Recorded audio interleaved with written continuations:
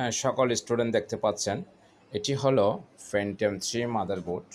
Phantom 3 motherboard দেখতে পাচ্ছেন, pin processor. তো পিন প্রসেসর এখানে রয়েছে, এই যে পিন প্রসেসর, এটা কিন্তু অনেক আগের মাদারবোর্ড। এটা প্রায় আপনার এই মাদারবোর্ডটি হলো প্রায় 2005 সালের মাদারবোর্ড। 2005 সালের মাদারবোর্ড, তখন এয়ারটেলে ছিল ফ্যান্টম 3।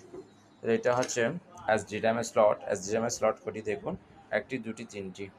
এরপর হলো এখানে যে পোর্টগুলো দেখতে পাচ্ছেন, এগুলো হচ্ছে পাতা পোর্ট।